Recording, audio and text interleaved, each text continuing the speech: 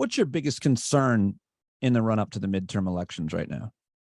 I'll give you a couple. One, the Democratic Party, I know this isn't a shock to you or your listeners. The Democratic Party for decades has absolutely been captured by strategists and pollsters and advisors, right? You don't want to seem too extreme. You don't want to push it. You're always going for this, sort of mythical independent voter. And that mythical voter is always a white person in middle America who is afraid of, black people. Let's just call it what it is. They right now they have the advantage when it comes to Roe v. Wade. We've seen that. I mean, Kansas just overwhelmingly protected a woman's right to choose.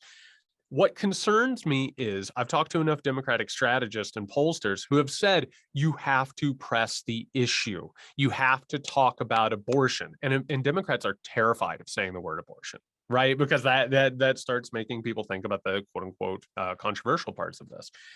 I'm concerned that Democrats are saying, you know what, momentum's on our side. We don't need to do very much, right? We can just sort of sit back and coast into November. Are you seeing that? I feel like I'm seeing a lot of candidates hit only abortion.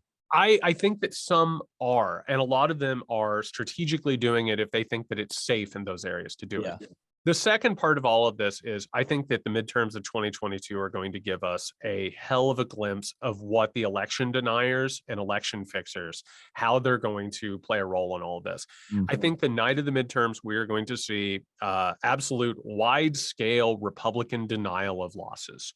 And, it's not just going to be the presidential election. It's going to be God knows how many elections that they are going to, throw shit at the wall and see what happens.